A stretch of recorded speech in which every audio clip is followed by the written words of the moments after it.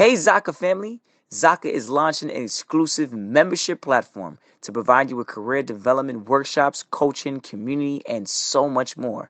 Go to ZakaConnect.com and sign up to receive information on how to access early registration and perks.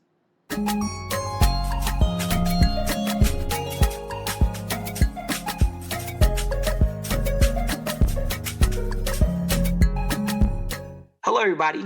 This is Paul Herman, the Prince of Motivation and host of Zaka Presents My Journey. We're creating this vulnerable and positive platform where you get inspired and motivated from different leaders from our community. Today, our guest is Stéphane Laroche, who is the regional controller for USAID India. Stéphane, welcome to the show. Morning, Paul. Thanks for having me. I'm excited to be here and to share my journey with the Zaka family. Oh, and we're excited to hear your journey. I mean, we're obviously super excited to talk to you today. You are obviously our first diplomat to appear on Zaka, and we're looking forward to hearing about your journey and the goods and the bads, and being very vulnerable. But before we start as we get closer to where you are right now, could you just tell us a little bit more about yourself, your background, where you grew up, and your culture as well? Great. So I grew up in Port-au-Prince, Haiti. Just like some of the guests you've had in the past. I went to St. Louis Gonzague with Jose. He and I were in the same class. So we've known each other for many years. And after high school, I moved to the United States, went to college, Concordia College in New York, in Westchester County, where I studied management and international studies. And after completing my college degree, I worked for a community development credit union in Brooklyn, New York, that serves primarily low-income families in the New York City area, providing financial literacy programs as well as free tax preparation. While I was working for the credit union, I enlisted in the Army Reserve, completed basic training, and I worked as a human resource / budget analyst for the Army Reserve, did that for a few years. Then I later commissioned, I became an officer in the Army Reserve. After I completed my officer basic course, I moved up to Boston to complete my graduate studies at Tufts University. I completed a master's degree in international relations. And at the end of my graduate studies, I moved down to Washington, D.C., where I worked with the Department of State as a presidential management fellow. I worked in the Management Bureau and the Africa Bureau on various budget and management initiatives. And while working for the Department of State, I applied 3 times for USAID to become a foreign service officer. Mm-hmm. And on the 3rd time, I was selected. And I was third time's a charm. Offer, and 3rd time is a charm. And since 2015, October 2015, so almost 7 years, I have been a foreign service officer, and I've had the privilege and the opportunity to work in Harare, Zimbabwe, Abuja, Nigeria, and right now I am working in New Delhi, India. Oh, wow. Wow. I like the fact that you've been traveling a whole lot. That seems like how could you explain that? Like, how is that being able to like pick up and go somewhere? You know, you were coming from Haiti, then it seems that you were constantly traveling in all your achievements. That's correct. So my wife and I, we joke about it since completing our high school time. We've moved about every 2 years. So that kind of became the norm for me and became the norm for her as well. However, for my Nigeria assignment, we ended up staying in Nigeria for 4 years. Okay. So by year 3, we were like, this is not making sense to us at all. We need to be packing and moving. But we stayed for the 4 years. COVID just kind of helped make the decision to stay for a 4th year. Mm-hmm. And this current assignment that I have in India is also a 4-year assignment. And moving is not easy, but it's part of the lifestyle that we have chosen as a family. It's part of the lifestyle that comes with my professional aspirations. So Okay. I make the best of it. And I'm glad you kind of mentioned that, because that's very important. Like, sometimes people, when they're inclining up that corporate ladder, or just the ladder in general, like, it does come with some, challenges. And one of them is traveling, and relocating is always a Correct. big thing. Now let's backtrack a little bit. Let's talk about Haiti, right? Mm-hmm. Let's talk about you growing up. What were some of the qualities that your parents instilled in you at a young age? So I grew up in a single parent household. My father passed away when I was just 5 years old. So I was fortunate and blessed. Oh, thanks. I was fortunate and blessed to have a wonderful, loving mother to raise me. As you know, there were days in Haiti that were a bit difficult, but despite that, she took care of me very well, and she really ensured that she instilled in me the value of hard work, and to always do the right thing, and to share a little bit of what you have with the less fortunate. And that kind of stayed with me throughout my life. I work for the U.S. Agency for International Development, which is the foreign assistance arm of the U.S. government. And this is all part of this, sharing what you have with the less fortunate. And to get to that position as a diplomat, you have to go through many checkpoints. And I got to where I am today, even in this current assignment. It's through extremely hard work, being extremely dedicated and not giving up at all. And those two values of hardworking and sharing what you have with the less fortunate, I owe them to my mother. Mm-hmm. Shout out to mom. Indeed. Mom. Now, talk to me about that, that the Haitian culture.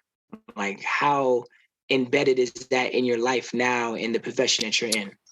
It's a rather difficult question. I was pondering the other day with a few other first generation Americans as well. We are proud to have been born and raised where we came from. So I'm a proud Haitian. But in just about a year and a half, I would have lived in the United States for as long as I would have lived, as long as I lived in Haiti. So it's like a weird juncture in my life where I am as much as an American as I am a Haitian. So again, being a kid who grew up in Haiti in the 80s, 90s, and early 2000s, where there were some struggles that you may have heard of, it just kind of gives you the grit and the ability to fight through extremely difficult times. So I draw back on that energy, whenever I have to move. It's like, oh no, yet another move. I have all these things I got to do, but I just do it just because I'm used to dealing with difficult circumstances, and that's one thing I guess I benefited from the difficult times that I encountered growing up in Haiti. Mm-hmm. Now, when you left Haiti and you came to the States, what were like some of your goals that you would kind of put forth? I was chasing my own immigrant journey, my own immigrant success story. It took me a while to define it.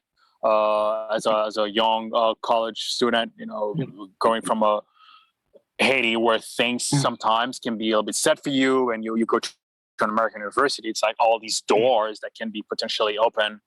Yeah, it was a bit daunting at first, but thankfully I had great mentors that helped me figure out what I wanted to do, what my passion was, and what my skill sets were. So I married all of that together, and I was able to define my own immigrant success story today. And today I'm proud to represent the United States as a diplomat. So when I'm overseas, I'm like, I am one of the many faces of America here.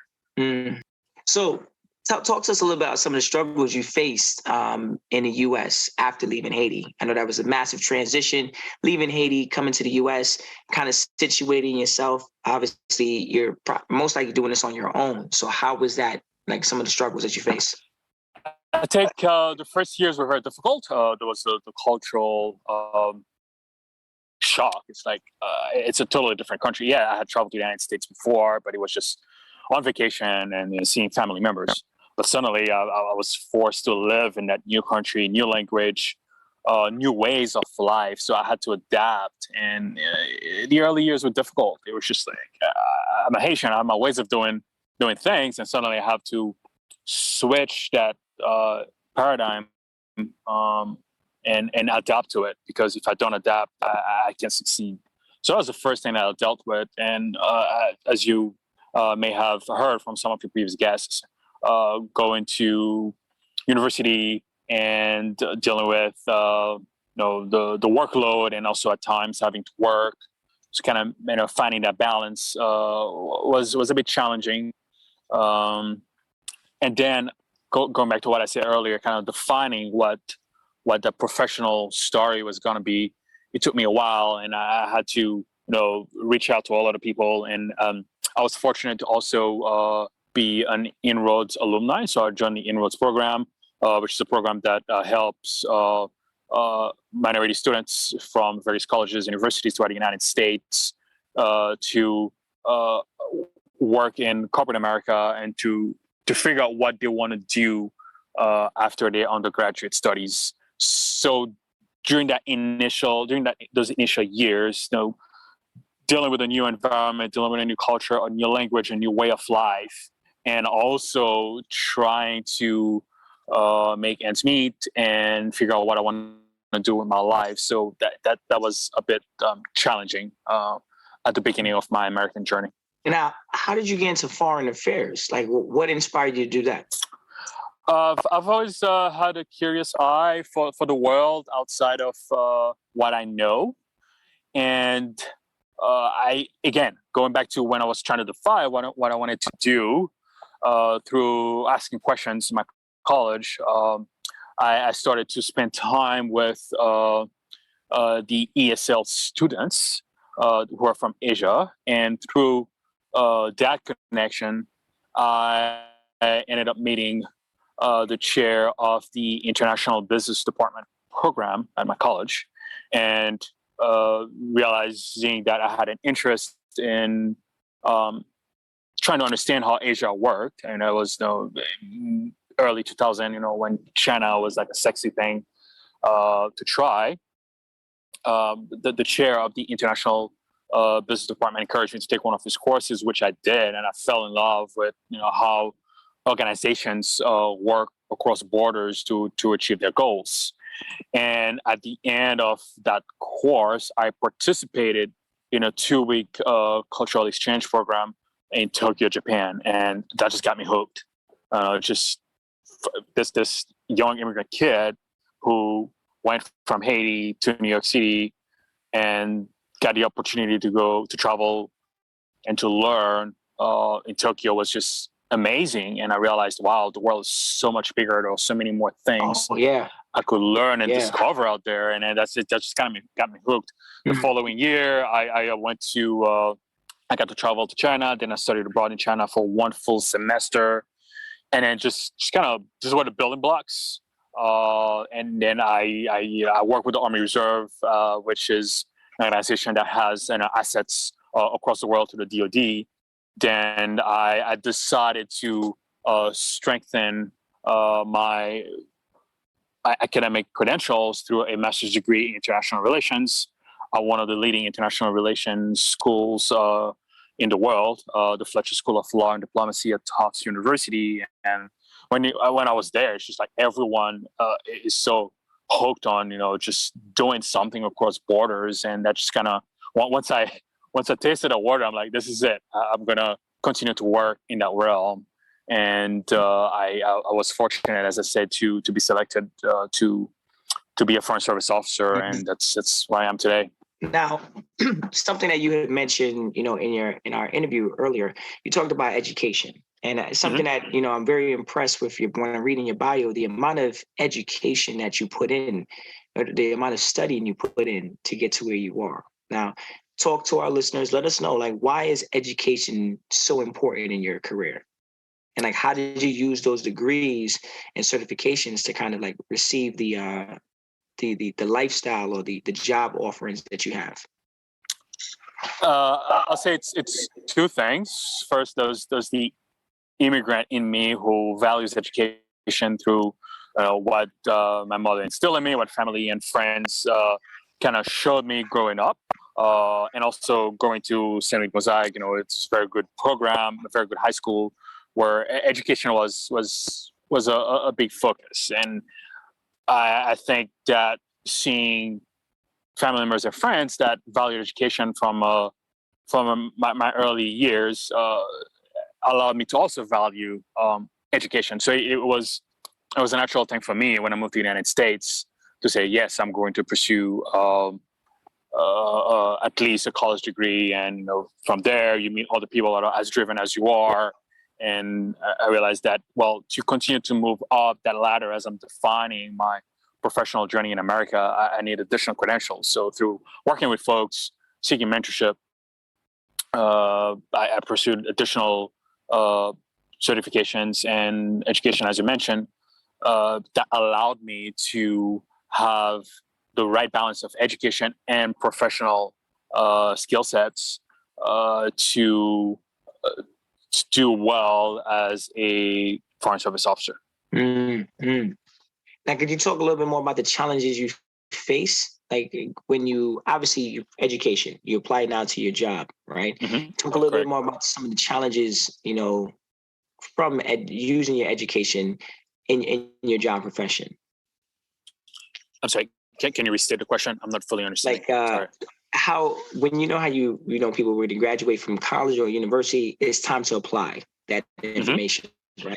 Correct. Did you have a hard time applying it right away after college, or was it like something where, or after your studies, or was it something where it just naturally flowed in?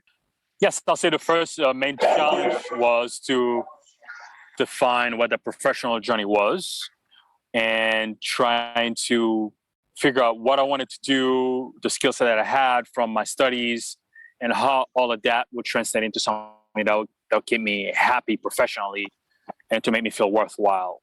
And as I continued to move up that professional ladder, the first time that I applied for the Foreign Service and I was not selected, I doubted myself a little bit because I feel like I did all the right things. I hit all the milestones from professional standpoint and from an academic standpoint, but yet I was not selected. So I started to doubt myself, but I didn't let that, dissuade me. I applied a second time and I was rejected yet again. So it's just the self-doubt really got stronger, and I really was in a funk for a bit of time, but folks encouraged me to go at it again. And third time, I was finally selected and I was overjoyed, started working and realizing that everyone around me who was as driven as I was seemed to have had experiences that some could have said were potentially better than mine. Then I started to have imposter syndrome. I'm like, what am I doing here? Am I going to be able to succeed? Am I going to be able to thrive like all these other folks? So I'll say that it was just me doubting myself. That was one of the main challenges that I have. I did not let that hold me down. And as I continued to move up that ladder, the other challenge I started to face is being a Haitian American, being a Black man working overseas as a diplomat. That at times can be it's a touchy subject because the United States government really values DEIA aspects. So there's a big push to ensure that the diplomatic corps represents America as much as it can. However, the diplomatic corps is still very much pale, male, and yellow, as it's known at times. And when you're in those circles, you attending these meetings, and you're like the only Black man. Sometimes you wonder, how do your colleagues value what you bring to the table?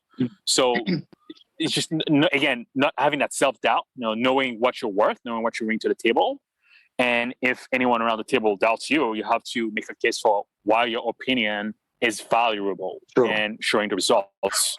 Now, So that's another challenge that I'm facing with, I think, I'll say. something, and you talked about that, something very important, self-doubt. Obviously, mental health is very important in society of today. Like, how did you deal with any tours? Did you read any books? Was there some type of documentary or video footage or something you were doing to help you get through the self-doubt? I have a very close group of friends that I use as sounding board. I reach out to them, asking them questions, seeking their advice, asking them how they dealt with, a particular difficult professional matter or any difficulty of life in general. There is a professor from college, the person who introduced me to the field of international affairs. I still keep in touch with him. He's a retired corporate individual who is now a professor, and he's seen various aspects of professionals rising and thriving and failing. So I go to him often to seek his advice. And thirdly, I rely on Colin Powell's journey. So Colin Powell, may his soul rest in peace. He is also from an immigrant family, and a New Yorker, went to City University of New York, but he rose to the highest echelon of the Department of Defense.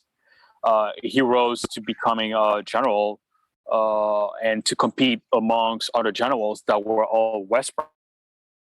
And I like how you have used Colin Powell as an example of like a role model, someone to look at.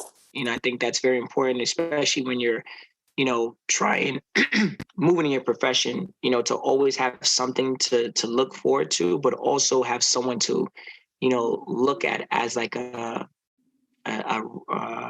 place for the roadmap to be like, okay, he did this, he had a lot of success doing this, or she had a lot of success doing this.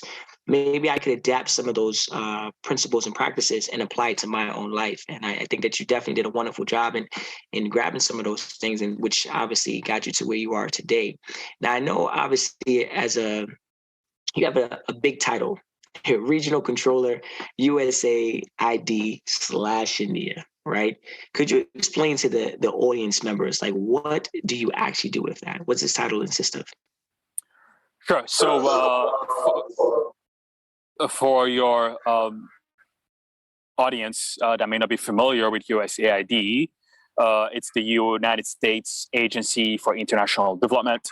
It's the foreign assistance arm of the U.S. government. In a nutshell, that agency provides funds to tackle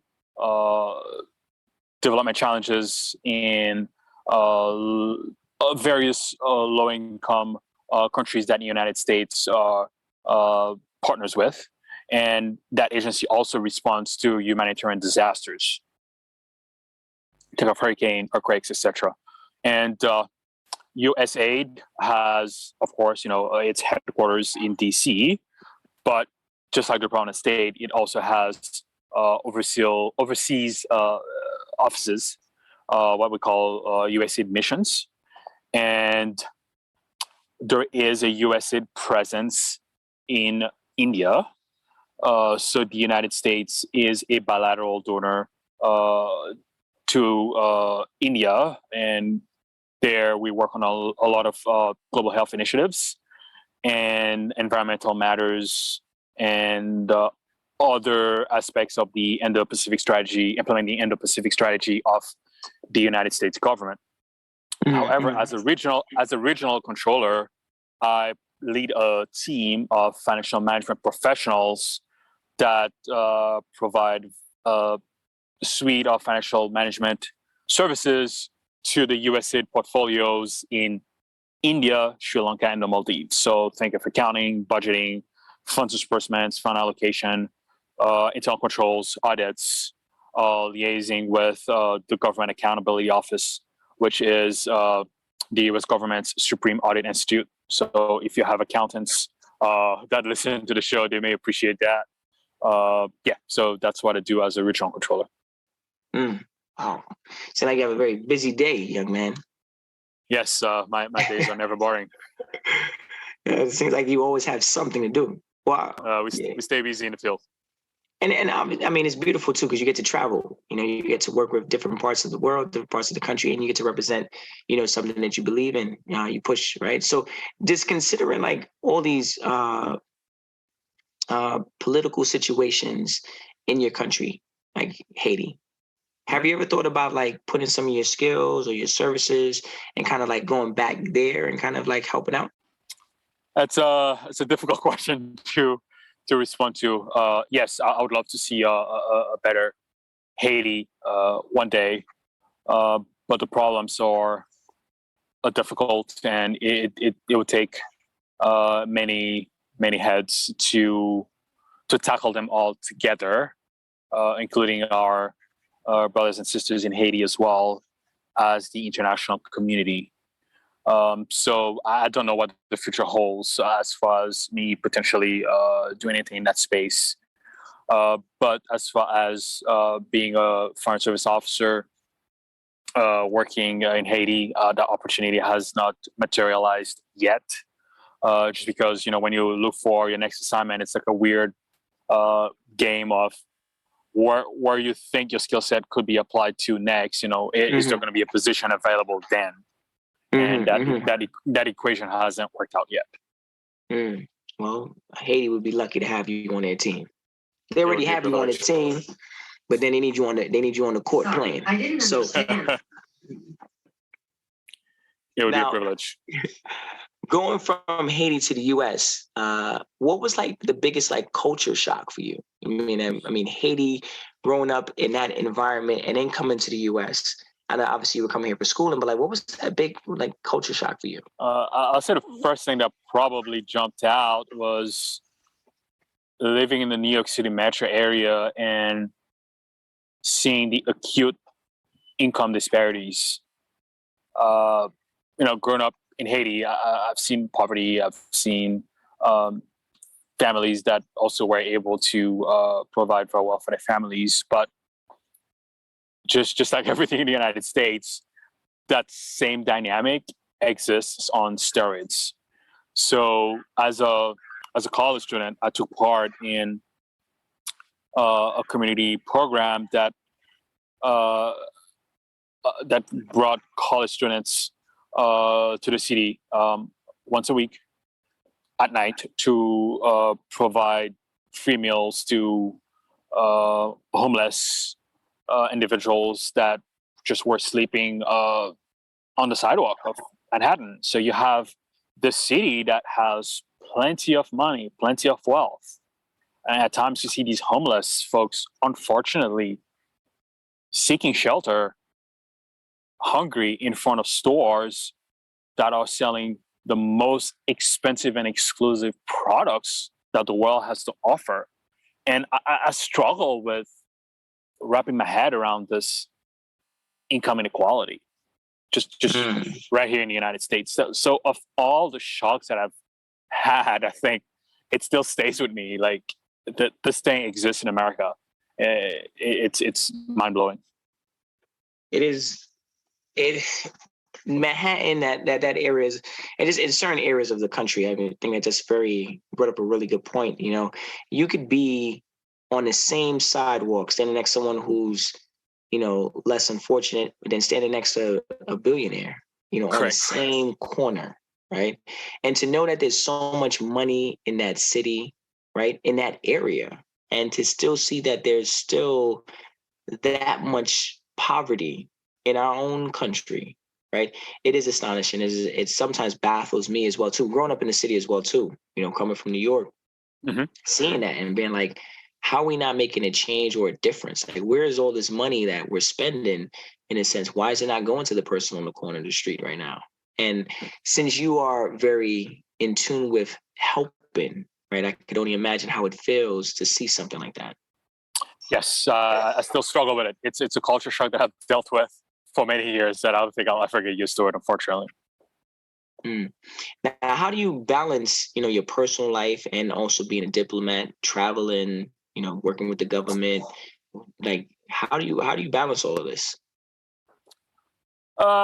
It's not easy. I am fortunate, however, to be married to a wonderful woman who also enjoys traveling and living overseas.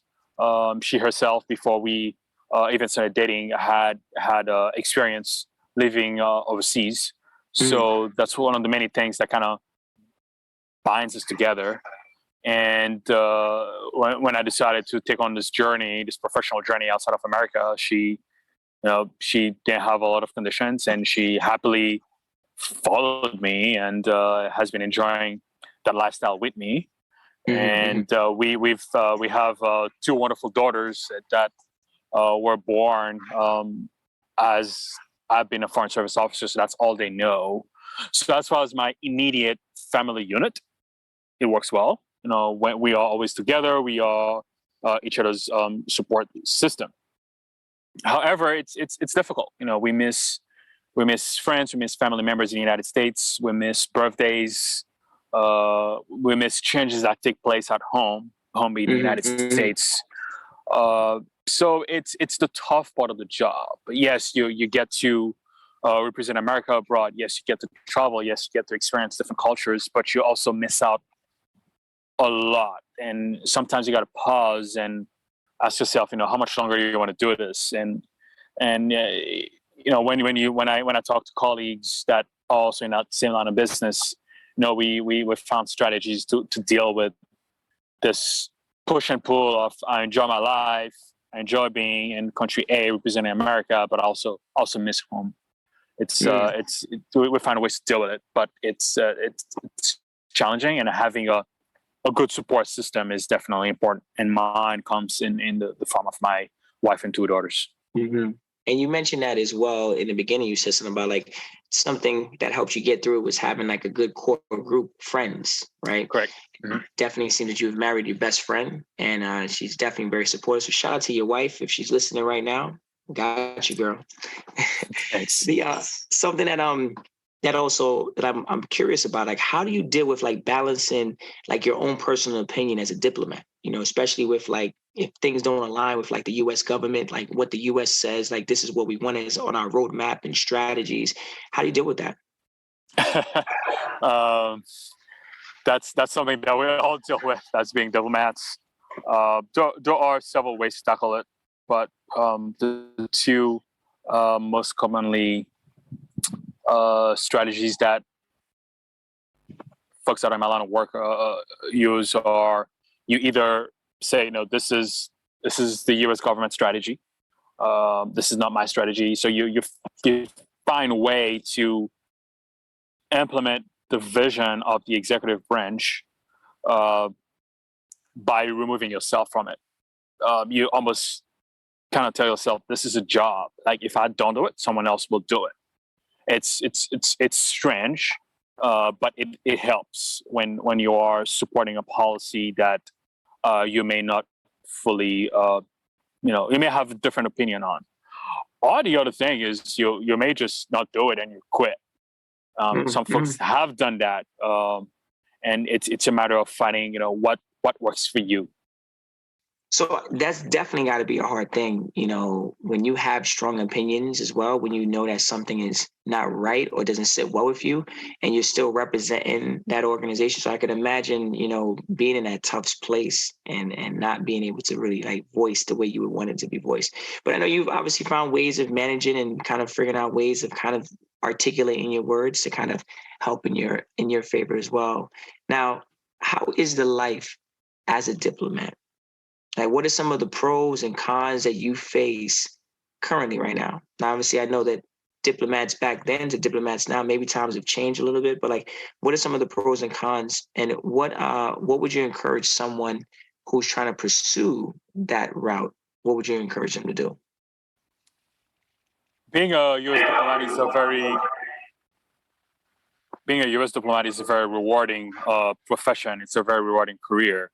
To be able to be that face of the United States abroad, and the ability to live among folks live in a country, live and experience cultures that are not my own, they're not the American culture. That's part of the excitement. That's one of the main pros of this lifestyle, of this kind of line of work.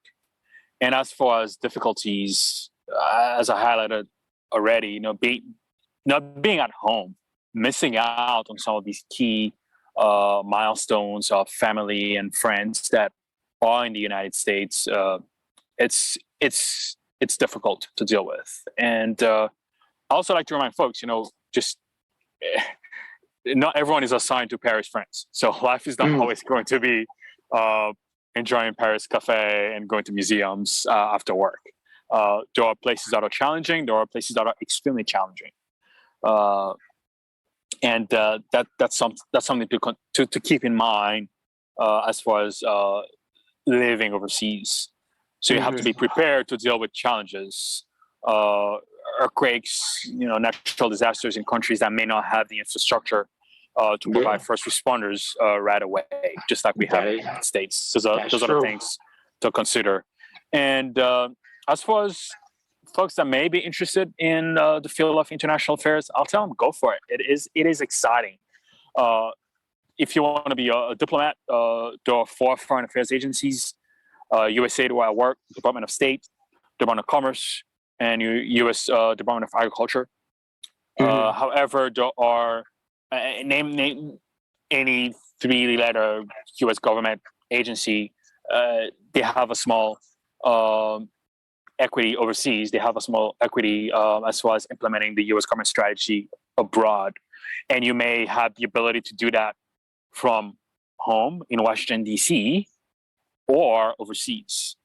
And it's not just the only organization that allows a professional to have a successful career in international affairs. You could be working for a non-governmental organization. You could be working for corporate America. Corporate America has also a lot of folks working overseas, representing their own companies abroad.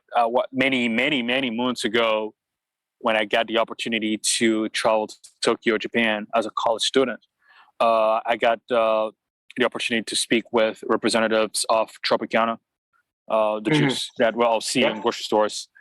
And there are many corporate individuals that work overseas. And so any one of your listeners that is interested in the field of international affairs, I'll tell them, do their research, find the schools that offer these academic credentials, tap into these networks. And if they already have a good set of education and skill set, it's a question of networking and figure out what they want to do, because that field is very broad. You have everything from U.S. diplomats to executives from Fortune 500 companies working abroad. So it's a matter of finding what you want to do, defining that professional journey, and finding that juncture where you want to make a difference in that field. That's you are right when you're saying that it is broad. Like it could be so many different options, so many different types of opportunities. So you have to really know potentially at least the lane you want to pick, because obviously it could expand as you go through that process, but knowing a little bit more about where you want to go. And that's why something like you said, having someone to look up to, or having a role model, or following someone else's career path in that journey does help. I think that in our interview today, Stéphane, you spoke about a lot of great things, and I appreciate you opening up and expressing how life was back in Haiti, to having your mother being a role model for you, and helping you kind of get your getting those principles and practices, those fundamentals at a young age, from Haiti, the Haitian culture, to then carrying it over to your education. That's something that our listeners definitely are going to gravitate to, about the power of education and what you could actually do with it. And I think that something that I really caught from a lot of the things, you're big on taking risks, but risks that obviously are going to affect not only yourself, but also your family. You're taking it because you want more for yourself, you want more for your family, you want more for your country, you want more for a lot. And I think that's a very hard thing to do, because with risk does come potentially change, but I'm seeing how you have managed your change by having good friends and having obviously a very supportive wife and beautiful kids to kind of help you along that journey. So congratulations to you and all the work that you have done in the many years to come. Definitely good luck. And I hope that you're able to get back over to Haiti and help out. I know that they would definitely love to have you a part of their team. So any last words you want to kind of like share with our audience members? I'll say thanks for the opportunity to share my journey with the audience, and I'll let the audience know that working overseas is fun. Working on various issues of international affairs is very exciting and rewarding. Just if it's something they've been thinking about, just jump. It's worth it. Mm-hmm. Okay. Well, to our listeners, if you want to hear more inspirational stories like Stéphane, please check us out on ZakaConnect.com. Follow us on our social at Zaka Connect, and follow our feed, Zaka, wherever you listen to our podcast. Until the next time, guys, thank you so much. And Stéphane, thank you so much for joining us on the show. My pleasure. Be well.